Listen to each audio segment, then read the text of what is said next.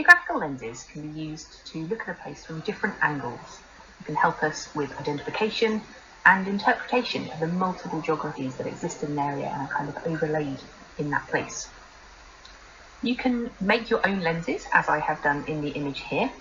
It's handy to actually have a physical thing to help you focus on the theme. So they could be specific, as in this image, or you could hold up any kind of cardboard frame or an open frame quadrat, something like that. You could, of course, just have in your mind the theme that you want to focus on. The idea is that this will prompt us to draw out from the complex layers of geography exactly what we want to know about or focus on for our research. The options of what you want your geographical lenses to show are suggested here, but in terms of which ones you should make, you might make your own. Your teacher might start you off with making some, or as a whole class, you could identify which lenses you want to make use of and then go on to use those. So in terms of the content or the themes for our geographical lenses, I've made 3 suggestions here. The first group of 3, identity, representations, causality, for example, are some of those synoptic concepts that you'll see throughout your geography studies. In the second group, I've suggested that you could view the location from different perspectives or different stakeholder viewpoints. So you've got families, elderly people, or business owners. In the third grouping here, I've just suggested some geographical topics that you might be studying or interested in an area. So you could use these to begin exploring what geographies exist in a location. They could be human or physical, so I could have put carbon here, for example, as well. But some suggestions: social inequality, fortification, and exogenous factors. Let's look at what putting these geographical lenses into practice might look like. In the image below, you can see Gateshead in the northeast of England. Obviously, there's lots going on here, but using geographical lenses can help us to identify factors of interest. Let's look first at the social inequalities lens. LSOAs in Gateshead are among the 10 to 20% most deprived areas in England, according to the IMD. On the right of the image, we can see a smart kind of bar or restaurant there. This is great for younger people. It offers employment opportunities. However, it might not meet the socioeconomic needs of the wider community, such as families or inhabitants of the more deprived area. If we contrast this with the Sage opposite, then we can see that this offers opportunities to engage with cultural or social activities that weren't available before the regeneration at this site.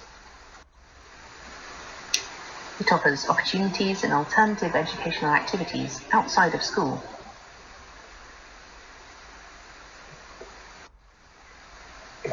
Having access to this might help young people with music or entertainment careers that may not have previously been available to them or wouldn't traditionally be sort of thought of as open to them in this area. That's one route out of deprivation, but it's also directly bringing investment into the area. Why is that? Well, if we look at the identity lens or the representations lens, the Sage is internationally renowned for the arts, for culture, for performances.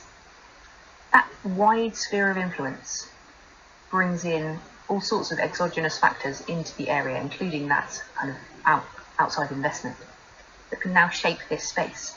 So it brings a boost to the area and it addresses the educational opportunities to break that intergenerational cycle of deprivation. Using the lenses here has helped us to break down the image and the geographies that are in that area and kind of make it easier to access them and pull them out of what we're seeing.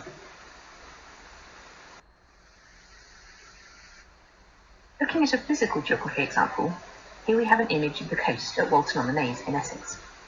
Many geography concepts or themes could be pulled out here, but we can focus on one at a time with lenses and start to build a picture. We can begin with considering the coast as a system, using the system lens there. We know it's an open system, and in the frame or lens, we could maybe pick up the inputs of wave energy, sediment, both from offshore and the eroding cliffs there, and geology.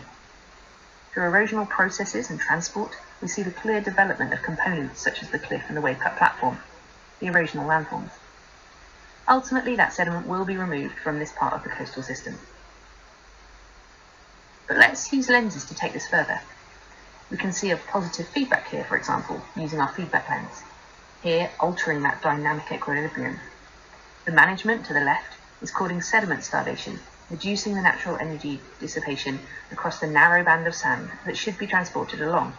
Instead, we have bare clay. So the erosional power of the waves is heightened. This takes away more sediment and perpetuates the process. Why? Why is this happening? Well, if we move on to the identity lens here, we can see the iconic Naze Tower there, and the SSSI, or Site of Special Scientific Interest, that is the geology in the cliffs. This is at risk of erosion, so the local community and wider government have decided on the need to mitigate that, hence the defences. Lenses can help build up a picture of the interconnected and overlapping geographies, or isolate geographies, literally helping us to focus on features of interest. This is great for identifying areas or issues for research in an NEA, or collating knowledge from theory.